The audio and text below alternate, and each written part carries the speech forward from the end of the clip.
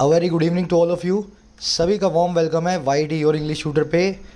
Recently Kashmir में हिंसा की बहुत सारी घटनाएं आपने सुनी होंगी। कश्मीरी पंडित्स और कश्मीरी माइग्रेंट्स के खिलाफ, ऐसे लोग जो कश्मीर से बाहर से आकर के छोटा मोटा काम करते हैं कश्मीर में, सिलेक्टिवली उनको टारगेट किया जा रहा है आतंकवादियों के द्वारा।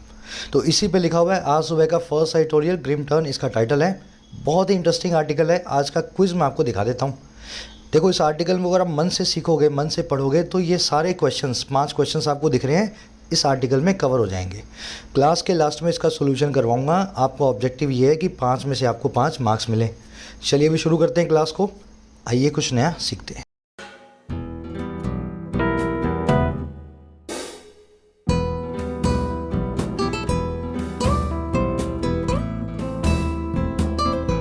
चलिए, कह रहा है ग्रिम टर्न। देखिए, टर्न का मतलब होता है मोड़, पड़ाव, और ग्रिम का मतलब होता है उदासी भरा, ब्लीक, स्टार्क या ग्लूमी। ग्रिम का मतलब क्या है? जिसमें बहुत डिसअपॉइंटमेंट हो, बड़ी ही सैडनेस हो। कह रहे एक ऐसे पड़ाव पे आ गए हैं, एक ऐसे टर्न पे आ गए हैं जिसमें उदासी ही उदासी है, ग्रिमनेस ही ग्रिमनेस है और निराशा ही निराशा है। अब किसकी बात की जा रही है भाई? बात की जा रही है कश्मीर की। इसके टाइटल पैराग्राफ से आपको पता लगेगा।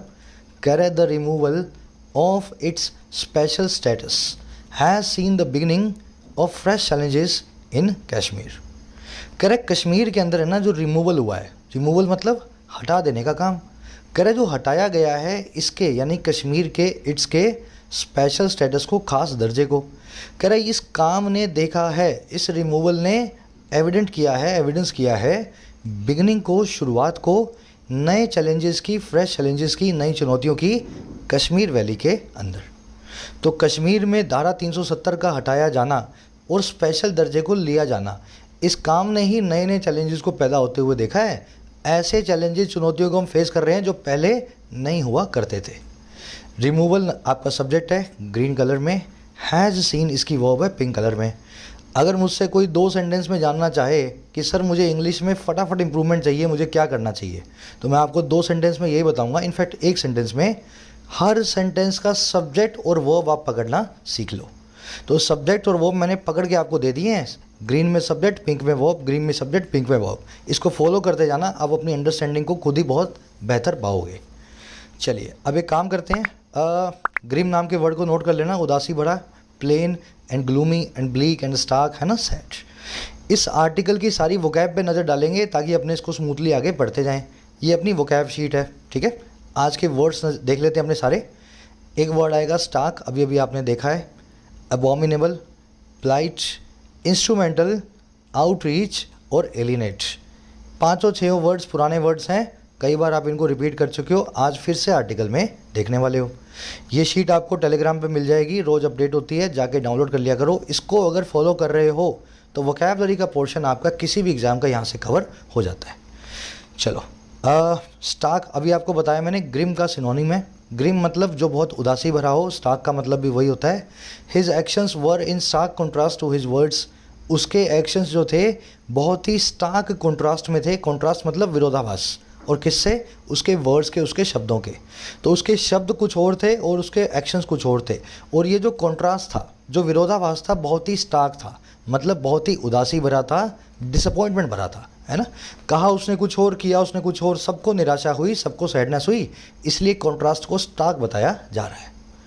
आ गई बात समझ में? ये वर्ड आज आप आर्टिकल में देख चुके हो, ग्रिम को। फिर एक वर्ड आएगा अबॉमिनेबल। ये वर्ड बना है अबॉमिनेट नाम की वर्ब से। अबॉमिनेट का मतलब होता है किसी चीज़ से बहुत घृणा करना, नफरत करना। तो अबॉमिनेबल क्या हो गया? घृणा योग्य काम, नफरत जैसी कोई चीज़ जिससे आपको देखते ही नफरत हो जाए ना, देखते ही आपको बुरी लगे, उसको बोलेंगे अबॉमिनेबल। जैसे child rape is the most abominable crime. बच्चों का जो रेप होता है ना, ये सबसे ज़्यादा अबॉमिनेबल, सबसे ज़्यादा घृणा लायक, सबसे ज़्यादा हीनियस क्राइम है, ठीक है। हीनियस इसका एक सिनोनिम होता है। बहुत ही ख़राब चीज़ होती है ना, उसके लिए इस वर्ड को यूज़ करना। छोटी मोटी ख़राब नहीं, ज़रूरत से ज़्यादा एक्सट्रीमली जो बैड चीज़ होती है, उसके लिए अपने अबॉमिनेबल नाम के वर्ड को यूज़ करते हैं। अब आपका काम ये है कि अबॉमिनेबल तो आपने समझा, इसके कॉमन सिनोनिम्स भी देख लिया करो। जैसे रिपग्नेंट, डिस्गस्टिंग, ये तो कॉमन सा वर्ड है, हम यूज़ करते हैं। अबोरेंट, ये भी बहुत अच्छा वर्ड है। जिससे अबोर करें, जिससे नफ़रत करें, वो अबोरेंट हो जाता है, नफ़रत के लायक हो जाता है। तो ये 3-4 इसके सिनोनिम्स हैं, ध्यान में रखना। आ जाओ नेक्स्ट पे, प्लाइट। प्लाइट का मतलब होता है दुर्दशा, suffering, predicament, travail, difficult position. Poland has opened its border taking note of the plight of the Ukrainian refugees. Poland ने अपने बॉर्डर्स को खोल दिया है ध्यान में लेते हुए दुर्दशा को यूक्रेन से आने वाले रेफ्यूजीज की। समझ गए ना, किसी की भी बुरी हालत होती है उसको बोलते हैं प्लाइट। डिफ़िकल्ट पोजीशन भी बोल ही सकते हो इसको, हालत बुरी है तो डिफ़िकल्टी है पोजीशन, है ना। तो प्लाइट का एक सिनोनिम है बहुत ही अच्छा, predicament. You will see that word in the article. चलो आगे बढ़े। इंस्ट्रूमेंटल का मतलब होता है, देखो इंस्ट्रूमेंट क्या होता है, इंस्ट्रूमेंट होता है एक डिवाइस, ठीक है, डिवाइस। जैसे आपको बोल्ट को कसना है तो आप प्लायर्स को लेकर के आओगे, प्लायर्स मतलब प्लास, है ना, प्लास समझते हो ना। जैसे आपको किसी स्क्रू को ड्राइव करना है तो स्क्रू ड्राइवर लेकर के आओगे। तो ये सब इंस्ट्रूमेंट्स हैं। जैसे आपको बीपी नापना है तो आप इंस्ट्रूमेंट लेके आओगे, बीपी को नापने वाला, है ना, बीपी को मेजर करने वाला। तो ये सब इंस्ट्रूमेंट्स क्या होते हैं, आपको किसी काम में सपोर्ट करते हैं। इंस्ट्रूमेंट, डिवाइसेस और मशीन्स का मतलब ही होता है जो आपको हेल्पफुल हो किसी पर्पज़ के लिए। तो वहीं से इंस्ट्रूमेंट से ही हमने इंस्ट्रूमेंटल नाम का एडजेक्टिव बनाया हुआ है। अब कोई भी चीज़ जो आपको कोई हेल्पफुल लगे, किसी भी काम में सपोर्टिव लगे, वो आपके लिए इंस्ट्रूमेंटल बन जाती है। बात समझ गए ना। कपड़े धोने हैं तो कपड़े की मशीन एक इंस्ट्रूमेंट है, लेकिन कपड़े धोने की मशीन बहुत इंस्ट्रूमेंटल है इस काम को करने के लिए। सिर्फ नाउन और एडजेक्टिव का फ़र्क है। मैं आपको यूज़ करके दिखा देता हूँ। Bhagat Singh had an instrumental role in India's freedom struggle. Bhagat Singh का एक इंस्ट्रूमेंटल रोल था, एक बहुत ही हेल्पफुल रोल था भारत के स्वतंत्रता संग्राम में। चलो, अब इंस्ट्रूमेंटल वर्ड तो आपने सीख लिया, इसका एक एडवांस सिनोनिम है कंड्यूसिव, जिसको आज आप आर्टिकल में देखने वाले हैं, ठीक है। हेल्पफुल, सपोर्टिव, कंड्यूसिव एक ही बात है। अगला वर्ड है आउटरीच। आउट मतलब बाहर, रीच मतलब पहुंचना। घर से बाहर निकले, आपका नाम है राम, आप घर से बाहर निकले, आउट हुए और शाम के घर पहुंच गए किसी काम के लिए, किसी अप्रोच, किसी भी चीज़ के लिए। जब भी आप किसी के घर जाते हो ना तो एक फ्रेंडली वे में जाते हो, दुश्मन के घर कभी नहीं जाओगे। तो अगर आप आउट रीच कर रहे हो ना तो आप ऐसा समझ लो किसी को अप्रोच कर रहे हो, किसी को इंगेज कर रहे हो, किसी से बातचीत करने की कोशिश कर रहे हो। समझ में आई ना बात। आउट रीच नाउन फॉर्म में होता है इंगेजमेंट और वर्ब फॉर्म में होता है इंगेज करना या अप्रोच करना।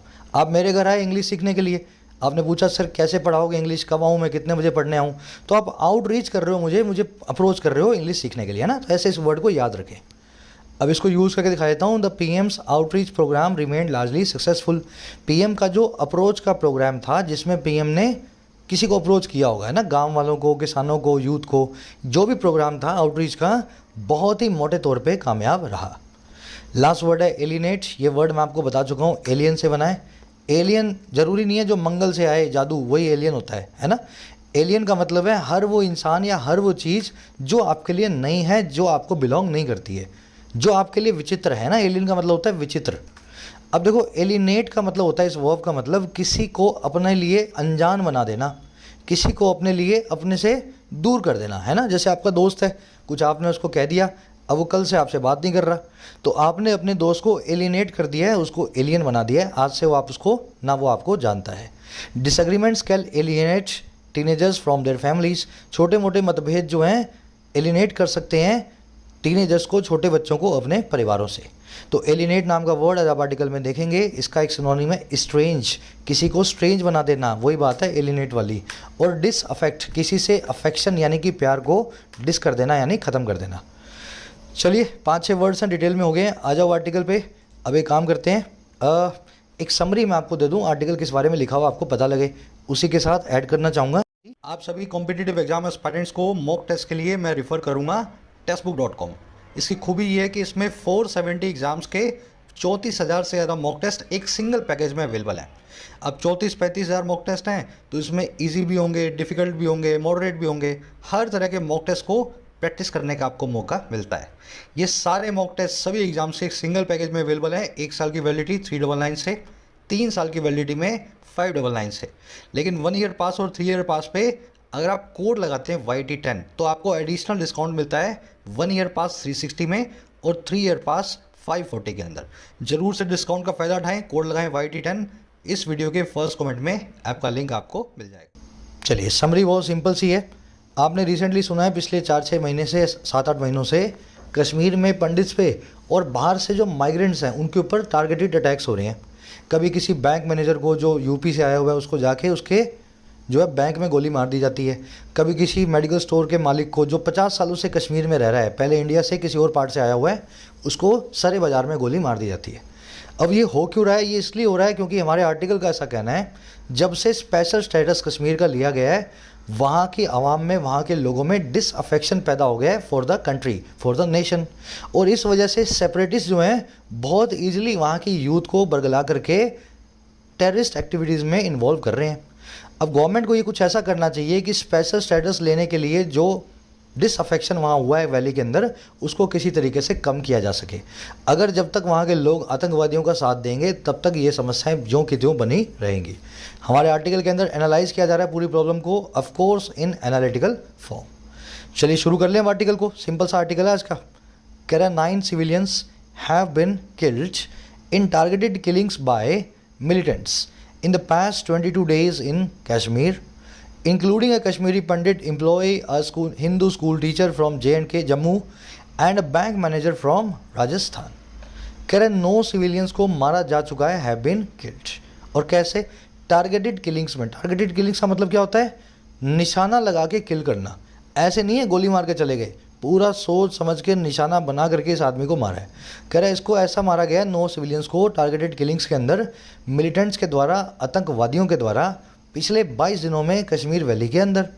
अब देखो इनमें कौन कौन शामिल हैं इन सिविलियंस में, जिसमें शामिल हैं, इंक्लूड करने वाले हैं, एक कश्मीरी पंडित एम्प्लॉई हैं, जो एक हिंदू हैं जो स्कूल टीचर थे जम्मू से, और एक बैंक मैनेजर थे जो थे राजस्थान से। आ गई बात समझ में? तो बाहर से आए हुए लोगों को कश्मीर में आतंकवादी चुन चुन के गोली मार रहे हैं। 9 सिविलियंस पैसिव वॉइस में मारे गए हैं, have been killed, present perfect tense के अंदर। और कुछ देखने वाला इसमें है नहीं, सिंपल सा सेंटेंस है। सब्जेक्ट और वो पकड़ते रहो, इंग्लिश में आपकी आधी समस्याएं यहीं ख़त्म हो जाती हैं। आओ नेक्स्ट सेंटेंस पे। कह रहा है this has triggered a wave of protest in the valley from the minority communities. कह रहा है ये जो काम है ना इस तरह का, इसने ट्रिगर कर दिया। ट्रिगर का मतलब होता है उकसा देना, प्रोवोक करना।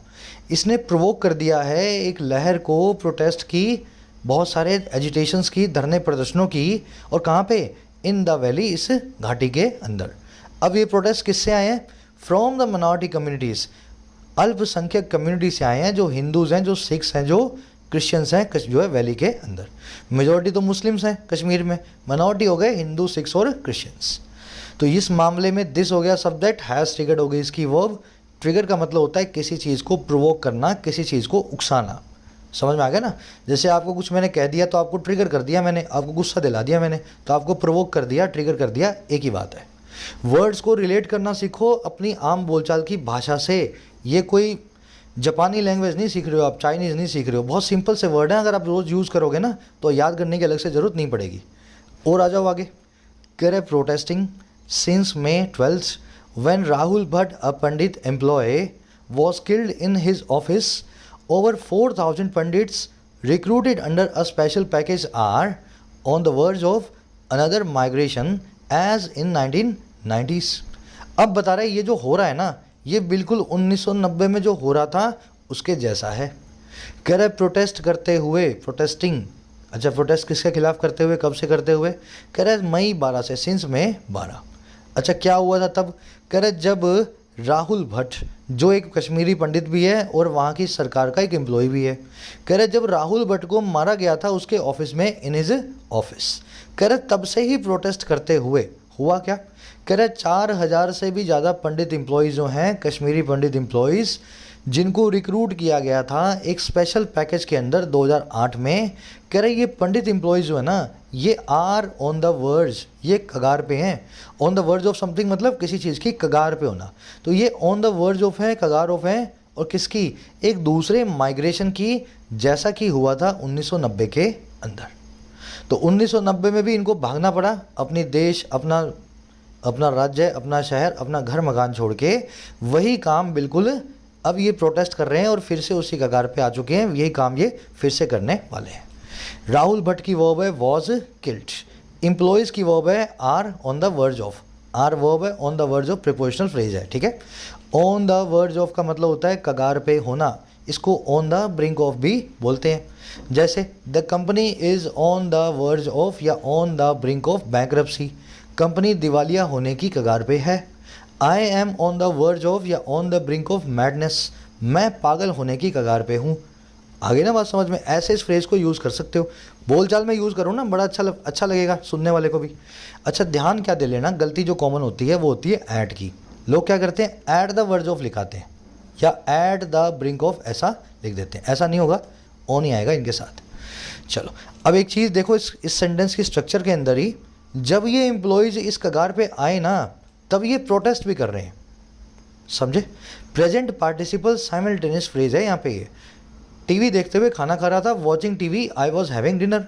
वैसे ही प्रोटेस्ट करते हुए ये इस कगार पे आ गए थे। Protesting since May 12 they are on this कगार, है ना, employees are on the verge of. Structure को समझने की कोशिश करो। चलो आगे बढ़ते हैं। रिक्रूटेड यहाँ पे एडजेक्टिव है, वो एम्प्लॉयज़ जिनको रिक्रूट किया गया था।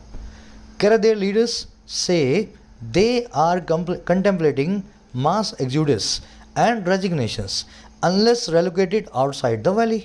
कह रहे उनके जो लीडर्स हैं, किनके भाई, कश्मीरी एम्प्लॉयज़ के, पंडित्स के। कह रहे हैं इनके लीडर्स ऐसा करते हैं, कहते हैं से कि वो कंटेम्पलेट कर रहे हैं, वो सोच रहे हैं। कंटेम्पलेट का मतलब होता है विचार विमर्श करना, कंसीडर करना।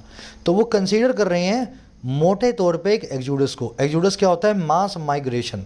10,000 लोग, 5,000 लोग, 2,000 लोग जान बचा के कहीं से भागें, तो उस घटना को बोलते हैं इंग्लिश में एक्सोडस।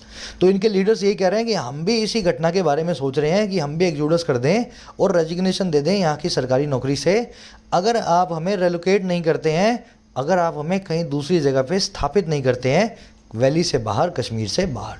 तो ये यूँ ही कह रहे हैं कि जम्मू वम्मू में कहीं फिट कर दो हमें, कश्मीर में नहीं रह सकते, नहीं तो नौकरी देके, रेजिग्नेशन देके कश्मीर छोड़ के जाएंगे।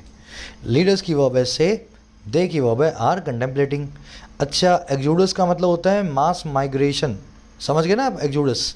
रेलोकेट का मतलब होता है री प्लस में लोकेट, लोकेट बना है लोकेशन से। जब आपकी लोकेशन चेंज हो जाए, कानपुर से कलकत्ता हो जाए, तो आप रिलोकेट हो रहे हैं। देखो बोलने में तो आता है रीलोकेट, वैसे इंग्लिश में इसको बोला जाता है रेलोकेट, ठीक है ना, रेलोकेट। रीलोकेट को रेलोकेट बोलने में लिया जाएगा। चलो आगे बढ़े। एक्सोडस एक वन वर्ड है, याद रखना इसको, मास माइग्रेशन के लिए यूज़ होता है। अनलेस का मतलब होता है जब तक ऐसा ना हो, या अगर ऐसा ना हो, है ना, अगर ऐसा ना हो। कह the abominable terrorist violence and the predicament of Pandits and Hindus denote a grim reversal of all the gains towards peace and reconciliation in the last decade or so. कह रहा है ये जो घृणित टेररिस्ट वायलेंस है, अबॉमिनेबल, अबोरेंट, एक्सट्रीमली बैड, है ना, child rape का एग्जांपल दिया था ना मैंने आपको। तो कह रहा है ये जो घृणा के लायक, नफरत के लायक जो टेररिस्ट वायलेंस है, जो दहशतगर्दी हो रही है, और जो दुर्दशा है, जो प्लाइट है, जो सफरिंग है पंडित्स और हिंदूज की कश्मीर में, कह रहा है ये दोनों ही चीज़ें ये डिनोट करती हैं एक उदासी भरे रिवर्सल को, यू टर्न को, उन सभी गेन्स के, उन सभी नफ़ों के, है ना, उन सभी फ़ायदों के जो हमने लिए थे पीस की और रिकन्सिलेशन की तरफ, जो हमने लिए थे अमन चैन शांति और आपसी सहयोग की तरफ। रिकन्सिलेशन का मतलब होता है आपस में झगड़ों को सुलझाना। और कब, पिछले एक डेकेड में, 10 साल में या उसके आसपास और सो। तो ये सब कुछ जो हो रहा है ना, इससे 10 साल में जो हमने किया था, जो पीस और रिकन्सिलेशन लाने की कोशिश की थी, उस पर पानी कश्मीर वैली में फिरता जा रहा है। वायलेंस, प्रेडिकमेंट दोनों की वर्ब है डिनोट। डिनोट का मतलब होता है इंडिकेट करना, किसी चीज़ की तरफ इशारा करना। रिवर्सल का मतलब होता है यू टर्न। ग्रिम का मतलब है उदासी भरा, है ना, ब्लीक हो, ग्रिम हो, डिसअपॉइंटमेंट भरा। अबॉमिनेबल आप जान चुके हो, अबोरेंट, हीनियस, बहुत ही समझ गए ना, नफरत के लायक हो, एक्सट्रीम जो है हेट के लायक चीज़ कहलाती है अबॉमिनेबल। चलो प्रेडिकामेंट वर्ड भी देख चुके हो आप, प्लाइट, सफरिंग, प्रेडिकामेंट, ट्रेवल, दुर्दशा, किसी की भी डिफ़िकल्ट पोजीशन कहलाती है प्रेडिकामेंट। चलो वो क्या अच्छी है आज की।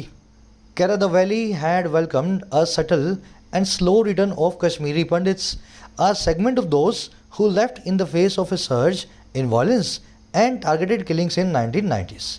अब बताएगा कि ये सारे पंडित्स यहाँ पे आए कैसे। 1990 में तो इनको भगाया गया था यहाँ से, वायलेंस करके उनको अपने घर छोड़ने में मजबूर किया गया था। कह रहा है ये जो वैली है ना, कश्मीर वैली, ये वेलकम कर चुकी थी। और किसको भाई, एक स्लो और सटल रिटर्न को।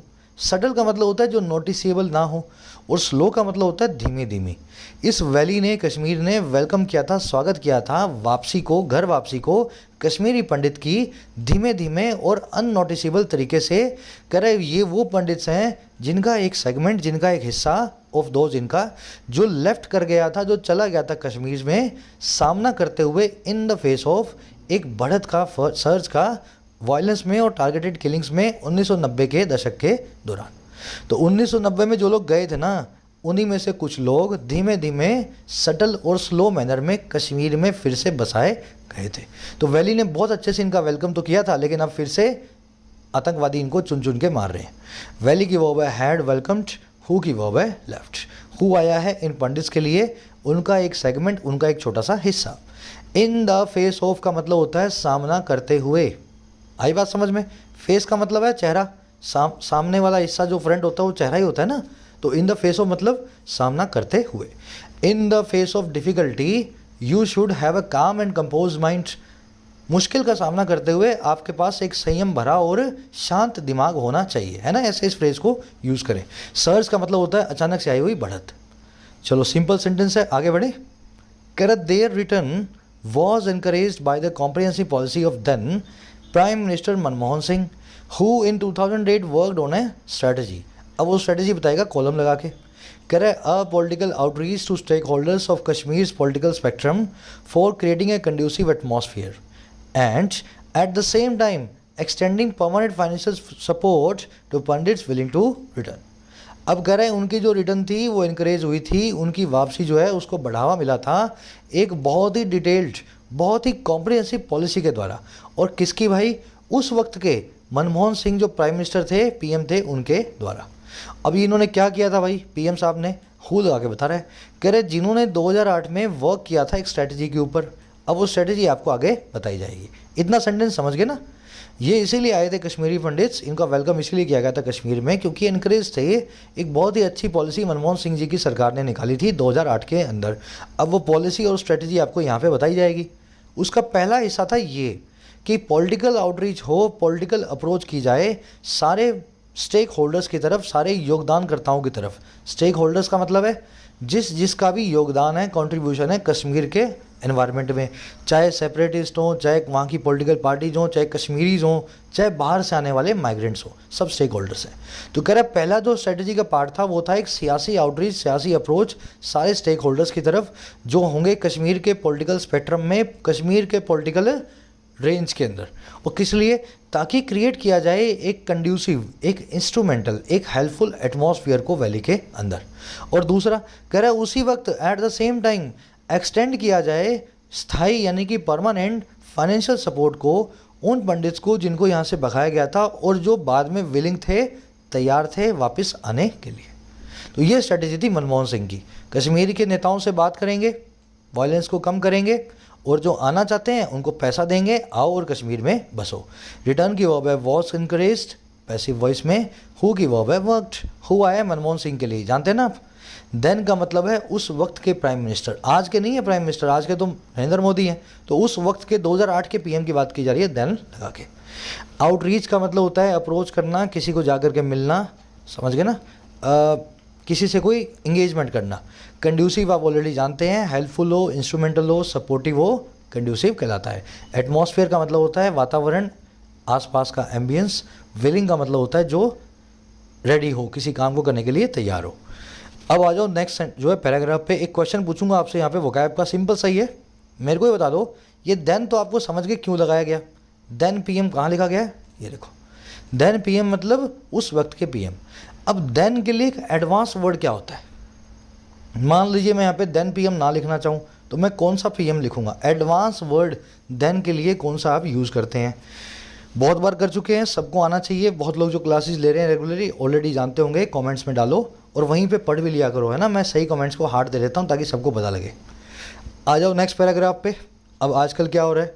कह रहे the PM's package for return and rehabilitation of Kashmiri migrants not only offered jobs to Pandit youths but also doled out an initial financial assistance of 7.5 lakh per family, which was later increased to 20-25 lakh in 3 installments for those who settled in the valley.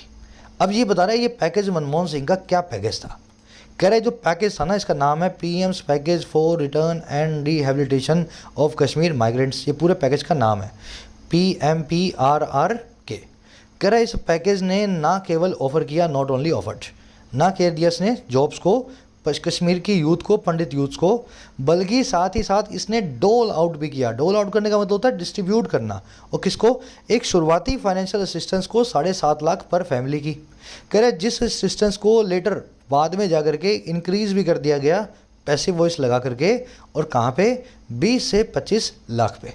अब ये कैसे increase किया गया? 3 instalment में उन लोगों के लिए जो सेटल होते हैं वैली के अंदर परमानेंटली। तो ये था ये पूरा प्रोग्राम। नौकरी मिलेगी, 7.5 लाख रुपए मिलेंगे कश्मीर में आओगे तो। और अगर गलती से आपका बसने का मन कर गया इस वायलेंस के बीच में भी जान पे खेल के, तो आपको 7.5 की जगह 20 से 25 लाख देंगे फैमिली के जो है घर के मकान जो बनाने के लिए। आगे बात समझ में? अब देखो इस पैकेज की वर्ब्स आई हैं 2। पहली है ऑफर्ड, दूसरी है डोल्ड आउट। डोल आउट करने का मतलब होता है डिस्ट्रीब्यूट करना, डिस्पेंस विद करना, डिश आउट करना, किसी चीज़ को सबके अंदर, समझ गए ना, बांटना। तो ये बांटी गई थी, डिस्ट्रीब्यूट की गई थी 7.5 लाख रुपए पर फैमिली को पैसे। विच की वर्ब है वॉज इंक्रीज्ड, विच आया है इस असिस्टेंस के लिए। अच्छा, हु की वर्ब है सेटल्ड, हु आया है उन लोगों के लिए जो कश्मीर में बसने को तैयार है। अब इस सेंटेंस में एक छोटा सा ग्रामर रूल है। सेंटेंस तो आपने समझ लिया स्ट्रक्चर के साथ में। ग्रामर रूल क्या है? Not only but also. फटाफट इसको देख लेते हैं और बहुत सिंपल है।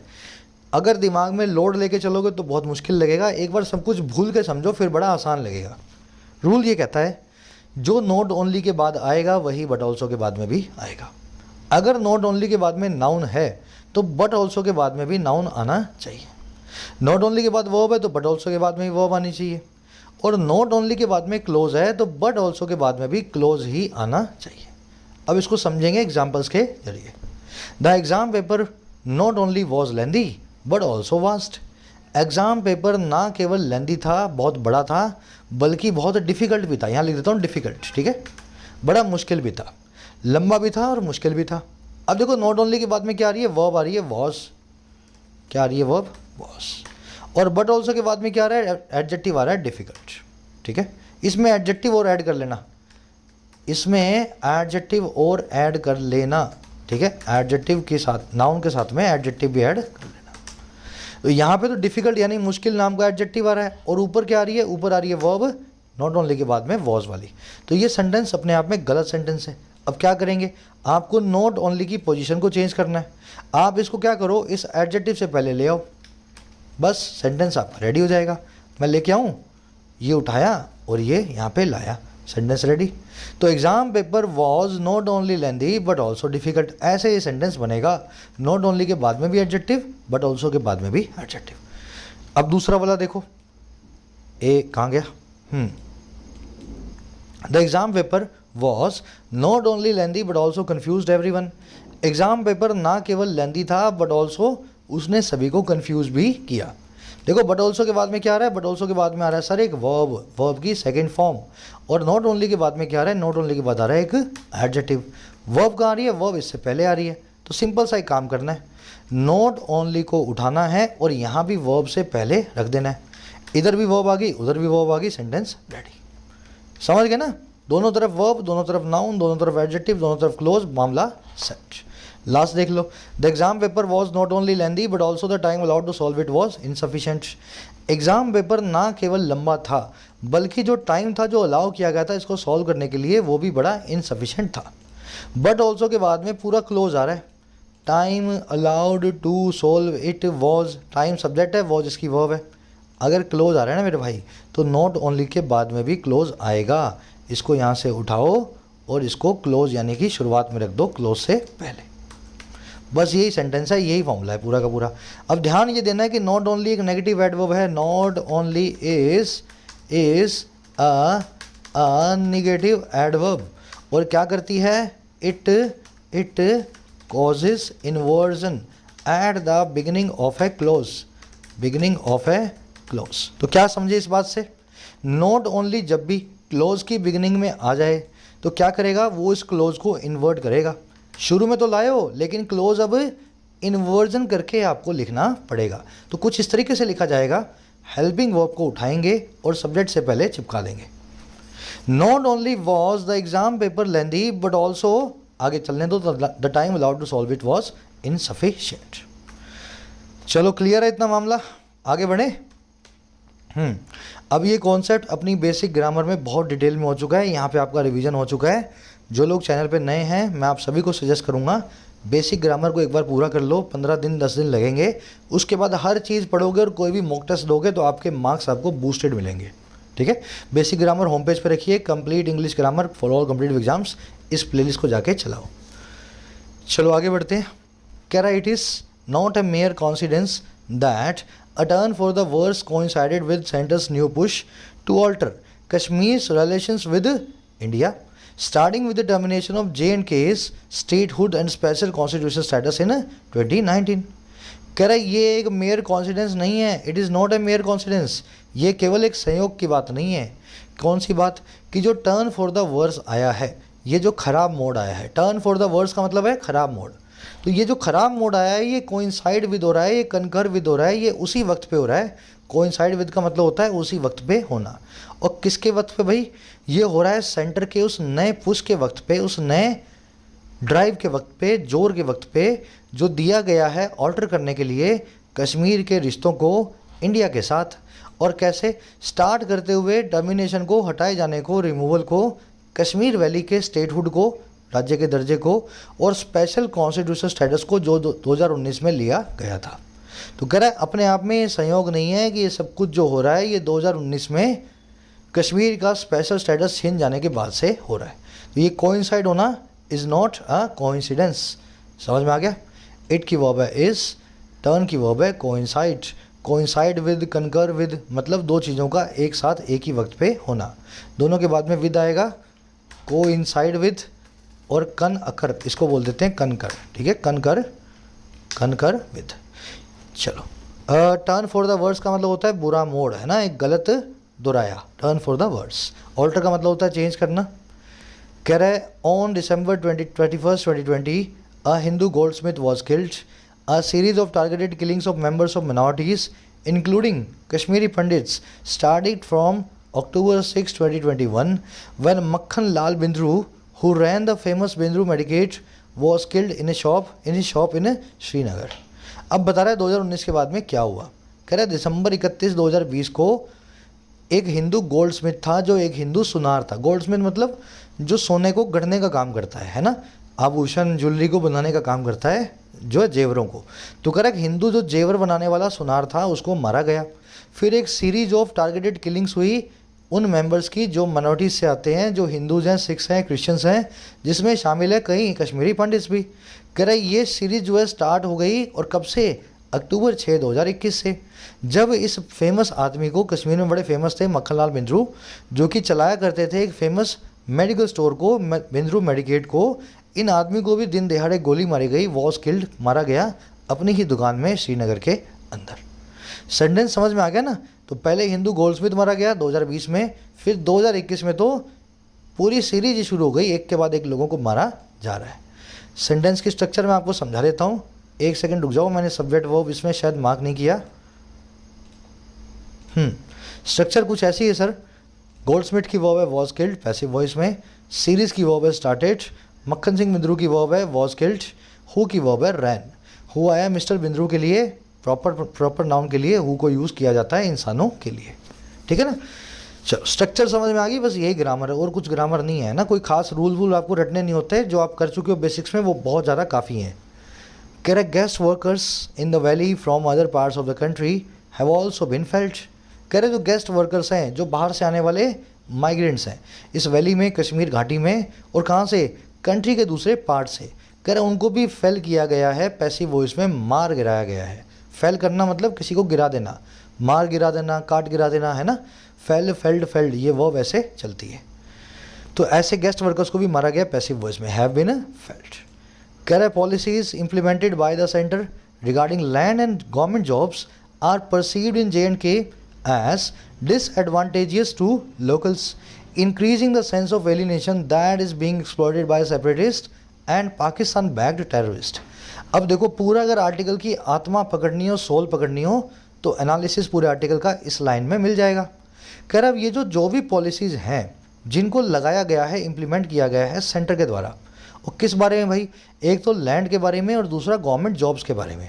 कश्मीर में कोई भी लैंड खरीद सकेगा, कश्मीर में पंडित को जॉब दी जाएगी, है ना, चाहे सही है चाहे गलत है। कह रहा है ऐसी जो भी पॉलिसीज़ हैं ये परसीव की जाती हैं, इनको अब समझा जाता है, इनको महसूस किया जाता है। और कैसे? JNK में महसूस किया जाता है एज डिसएडवांटेजेस के तौर पे, नुकसानदेह के तौर पे लोकल्स के लिए, कश्मीरियों के लिए। और कैसे होता है सारा काम? इंक्रीज़ करते हुए उस सेंस ऑफ एलिनेशन को, उस सेंस ऑफ अलगाव को, जिसको एक्सप्लॉइट किया जा रहा है, जिसका मिसयूज़ किया जा रहा है, एक तो अलगाववादियों के द्वारा और एक पाकिस्तान के द्वारा चलाए जा रहे टेररिस्ट ग्रुप्स के द्वारा। तो ये है पूरा रीजन। जो भी पॉलिसीज सरकार चाहती है कि लोगों की भलाई के लिए हो कश्मीर में, कश्मीरी आदमी जो है, कश्मीरी यूथ जो है, उन पॉलिसीज़ को अपने लिए नुकसानदेह देखता है और इस वजह से टेररिस्ट ग्रुप्स जो हैं और अलगाववादी जो हैं उसको एक्सप्लॉइट करते हैं। उसका दिमाग पहले से ख़राब है, उसको समझ गए ना, एक्सप्लॉइट करके गलत तरीक़ों से उसको यूज़ करते हैं। पॉलिसीज़ की वर्ब है आर परसीव्ड। परसीव का मतलब होता है किसी चीज़ को अंडरस्टैंड करना, महसूस करना, रियलाइज़ करना। इम्प्लीमेंटेड यहाँ पे एडजेक्टिव है, वो पॉलिसीज़ जिनको इम्प्लीमेंट किया गया। डिसएडवांटेजियस मतलब नुकसानदेह, एडवांटेजियस मतलब फ़ायदेमंद। दोनों के बाद में टू लगाया जाएगा, जिसके लिए भी फ़ायदेमंद या नुकसानदेह कोई चीज़ है ना। जैसे hard work is advantageous to students, hard work बहुत ही फ़ायदेमंद होता है स्टूडेंट्स के लिए, टू स्टूडेंट्स, है ना, ऐसा आपको लिखना चाहिए। इंक्रीजिंग यहाँ पे PPS से प्रेजेंट पार्टिसिपल साइमल्टेनियस एक्शन, जब ये ऐसा प्रिसीव कर रहे थे तभी सेंस ऑफ एलिनेशन भी इंक्रीज हो रहा था। एलिनेशन, इस्ट्रेंजमेंट आप देख चुके हैं, किसी के लिए अलगाववाद, डिसअफेक्शन। दैट की वर्ब है is being exploited, passive voice में। आगे बढ़ जाओ।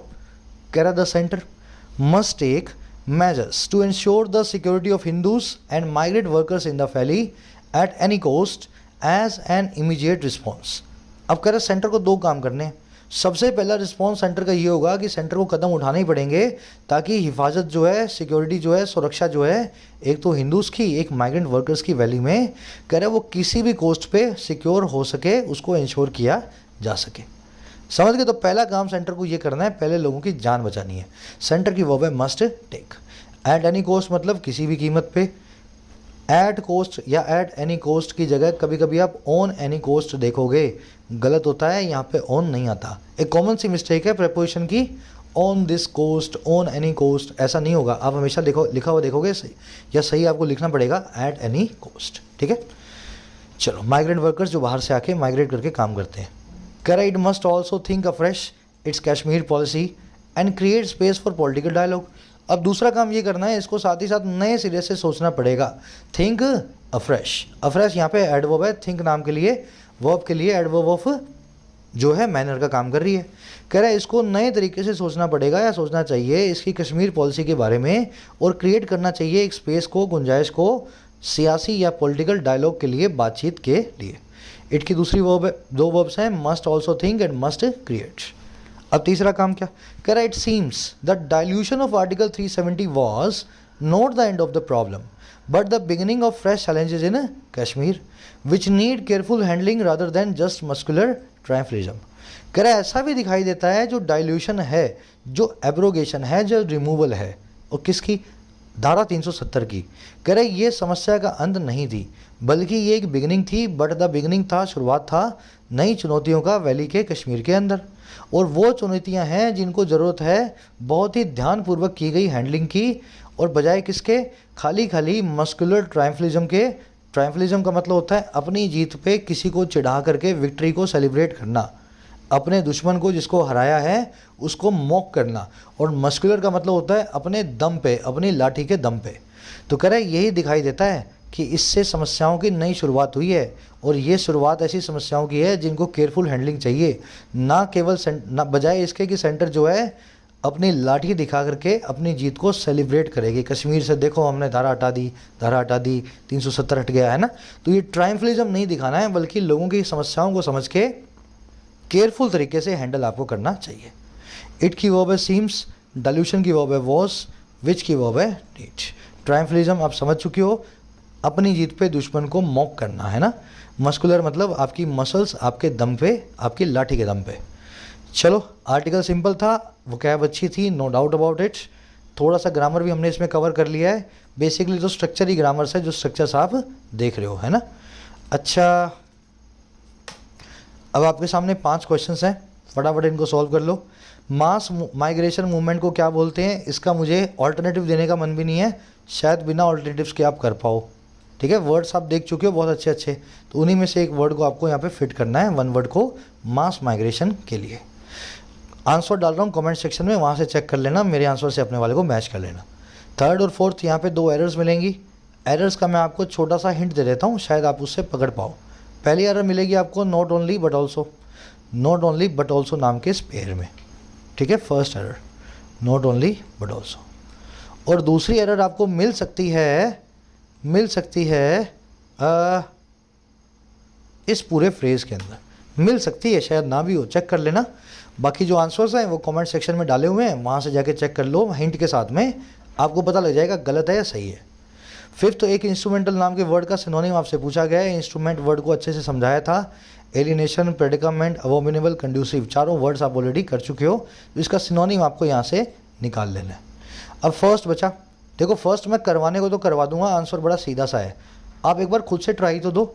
इसमें पूछा गया है इनमें से कौन सा रीजन, कौन सा फैक्टर कोट किया गया है सबसे बड़े रीजन के तौर पे जो रीसेंट केस हो रहे हैं वायलेंस के कश्मीर में पंडित से खिलाफ। तो सबसे बड़ा रीजन इस आर्टिकल के हिसाब से क्या है? आर्टिकल 370 का हटाया जाना, वहाँ की घाटी में जो सियासी इंस्टेबिलिटी है, या टेररिज्म जो आ रहा है बॉर्डर के पार से चाइना या पाकिस्तान से, या फिर पंडित्स की जो घेटो है जो कॉलोनीज अलग से बसाई गई हैं उसकी वजह से लोगों को गुस्सा आता है। तो मेन या डायरेक्ट रीजन क्या है, प्राइमरी कोज आपको यहाँ पे बताना है। ढंग से पढ़ा है तो देखते ही बता दोगे। आंसर्स रखे हुए हैं, कमेंट सेक्शन से चेक कर लो। आउट ऑफ 5 कितने मार्क्स मिले जरूर से कमेंट्स में पोस्ट करना। कोई भी क्वेरी हो, कोई भी डाउट हो तो भी कमेंट्स में डाल सकते हो। ऐप पे सभी कोर्सेज अवेलेबल हैं, एप्लीकेशन पे आज से क्लासेस शुरू हो जाएंगी। गला मेरा सही हो चुका है। कोर्सेज का कोई भी आपको बेनिफिट लेना हो, कोई भी क्वेरी हो, this is a number, WhatsApp करें इस पर, टीम आपको रिप्लाई करेगी। चलिए मुलाकात होगी कल। Until then signing out.